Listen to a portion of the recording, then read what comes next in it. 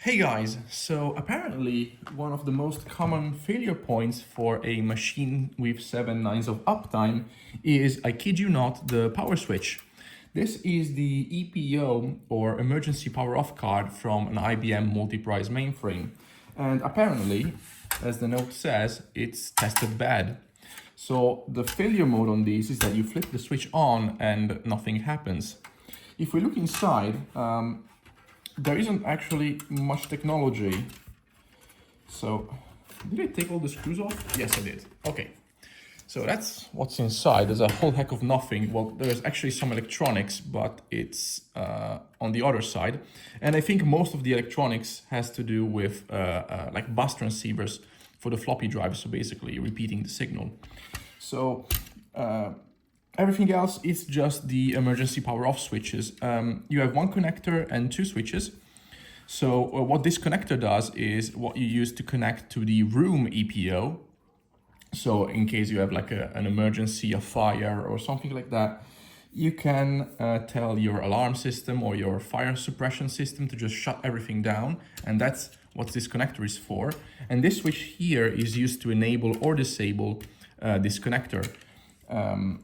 Of course, once this is disabled, so it's run on local, then this becomes the EPO switch, basically on off. And the failure mode on these, what I noticed is that the switches don't make good contacts. So these are CNK model number 7201, which according to a data sheet and just by looking at them, means that they are double pole, double throw. Let's see if we can zoom into that a little bit. So what does that mean? DPDT.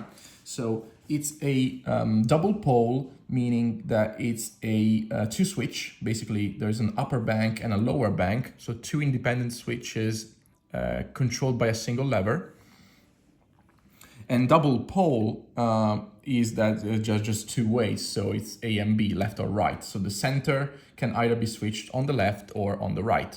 So what you do to check them is you pick a multimeter, you put it in continuity or resistance mode. In this case, it's continuity, so it will buzz when the two probes connect.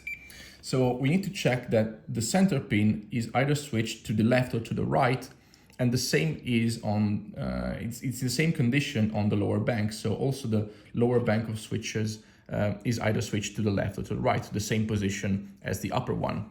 So we just do it like this. So this is not connected, this is, and then we check the lower bank, this is connected, perfect. So this switch here is good. And then we move it on the other side and we check, these two now are together, these two are not. And the bottom row, these two are together as well, and these two are not. So initially this switch here was actually faulty. What I did, and the same thing goes for the EPO. So the problem was, you would see that it was open in both directions, no matter where the switch was positioned, where the lever was. So basically, it's probably due to just dirty contacts inside. So what you need to do in this case is spray down some contact cleaner. I use G20. I know this is available in Europe, but I don't know about the States. So what I do is I just spray it down, basically hose it down from this, so into the switch housing. I try to get in as much as I can inside, like this. So just basically try to shove it in and then just switch the hell out of it. So just back and forward a few times just to work it in. And you should do the same on the main EPO one as well. So this is a bit hard to reach, so you can get in there with the nozzle here. So it is possible, but one good way of doing it is that you can just remove the red lever. So if you just pick up like a flat blade, you just bend up this support here, and this should let you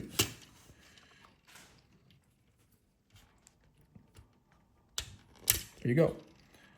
Take the lever off, and then you see the little stub here, which is the switch.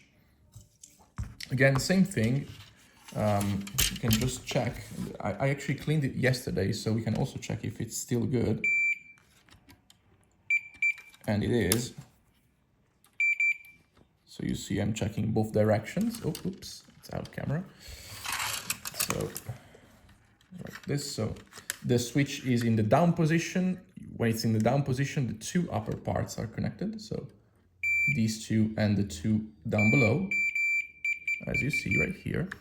Then you flip it on the other side. There you go. And now it's these two that are connected. And these two are not. Okay, so in case it was bad and you had to clean it, what you're gonna do, that's the switch. That's the contact cleaner. And just spray it in there as much as you can. I'm gonna put the lever back on. So it's gonna go in on the top, and then you just press it in from the other side. And there we go. And now we can just work it in a few times and repeat the measurements. It should be good to go. So that's a very quick one-take video.